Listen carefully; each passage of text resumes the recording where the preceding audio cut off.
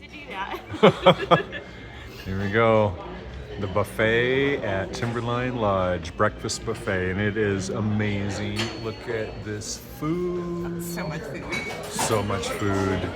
I'm just doing a little bit at a time, but I'm eating just as much as she is. I'm losing weight. This is the only way to not lose weight.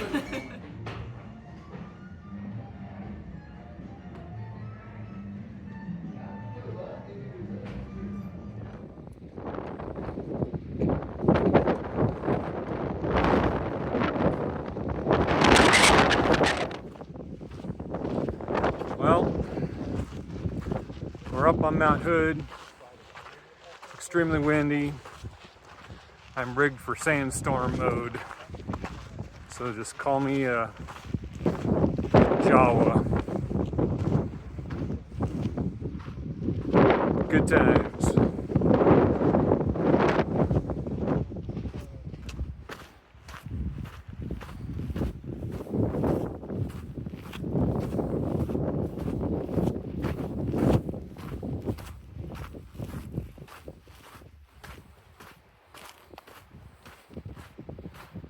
Hold on.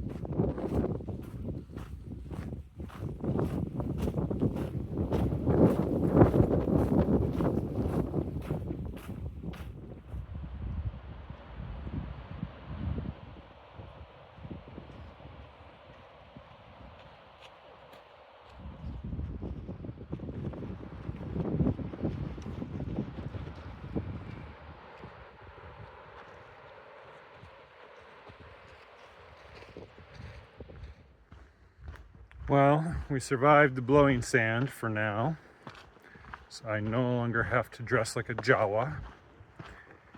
And we passed 2,100 trail miles back there a little ways. I didn't see a commemorative marker for it, but we did pass it nonetheless. I'm not bothering to really keep track or distinguish the miles that we've actually hiked. We'll just stick with the official mileage and call it a through hike. So we had a lovely time at the breakfast buffet this morning. It was really good, and I think I got my money's worth. It was, expensive, but a pretty good splurge nonetheless. I ate just enough to feel slightly uncomfortable, but not so much that I was truly miserable, so I call that a win.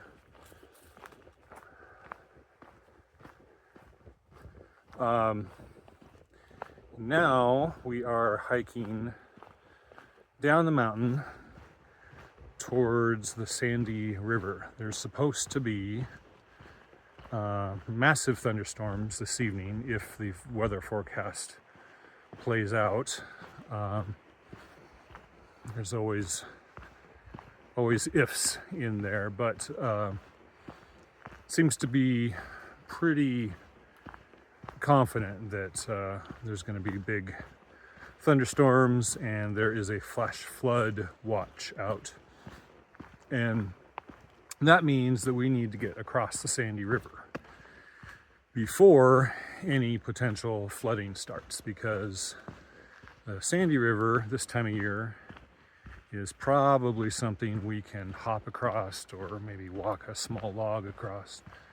But when it floods, it is deadly. It can and has killed people who try to cross it in flood stage. So we are racing the clock, or at least racing the weather a bit here, to try to get across the Sandy before anything exciting happens. And then we'll probably just set up camp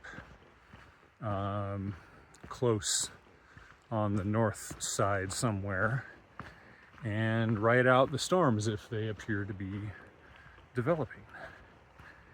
And then tomorrow morning, my mom and my aunt are going to meet us at Lolo Pass and bring us even more food. So yes, we are eating like kings these days, and I for one am here for it.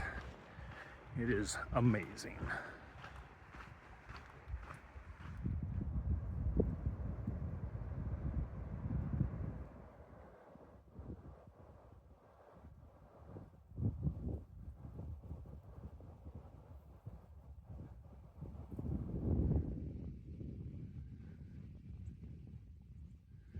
No signs of thunderstorms yet, but they're coming.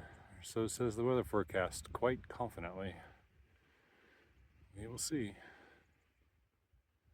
In the meantime, the mountain's looking pretty.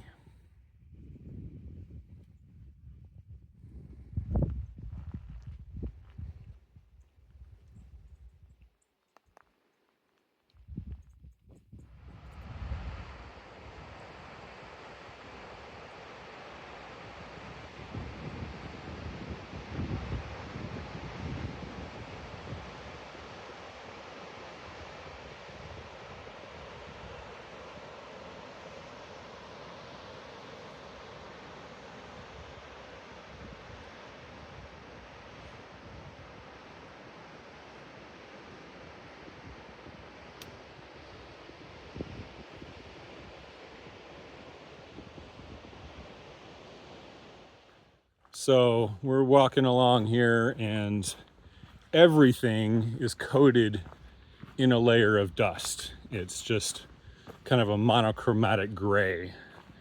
And it's because the wind picks up the dust from the Sandy River Gorge, from all the sand that's exposed, and blows it all around the forest.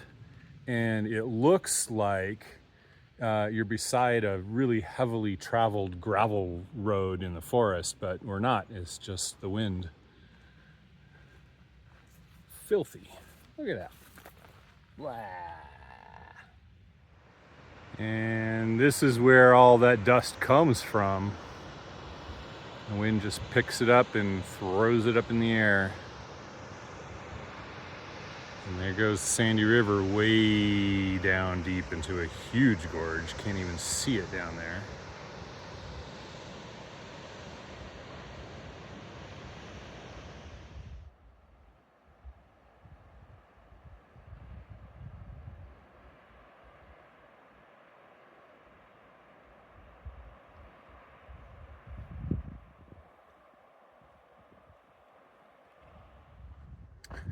Well, it is, what, almost 3 o'clock. So, yeah, almost 3 o'clock. And looking up at the sky through the trees, I would have absolutely no idea that in 2 hours it's supposed to be thunderstorming and raining. Not a clue. So, I don't know, either this storm system is going to develop quite rapidly, or it's going to be a big bust. We will see which it is.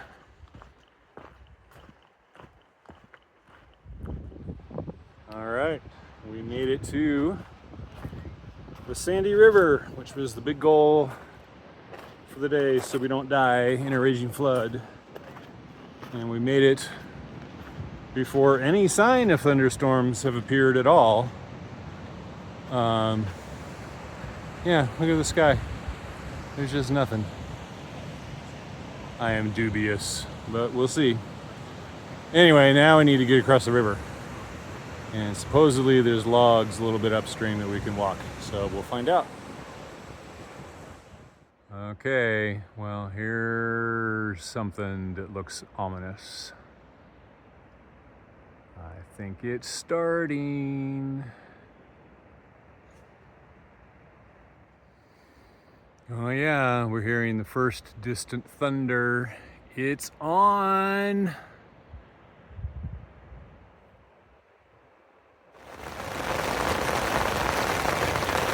Well.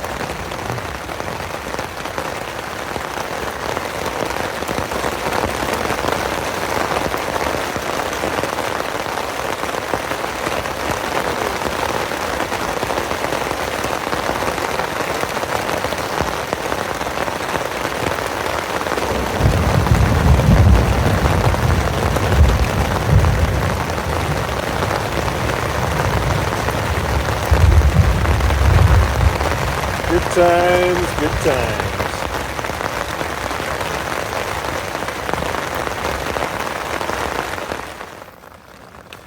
Well, splashback is killing me. Guess we're learning lessons, but wow, that's a lot of mud and water going everywhere. My goodness.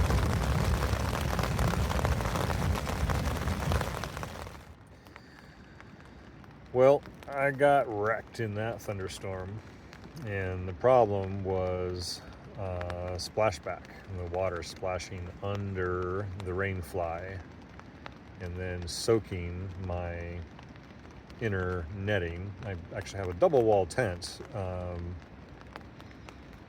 but yeah, everything, the whole, all of the netting is soaked, and the netting is kind of collapsing inward, so it's just bringing that moisture in on me. So somewhat disappointing. Trying to figure out possible solutions for the future. So we set up in an established campsite, so the surface was hard, compacted, and dirty, sandy. So when it started raining super hard,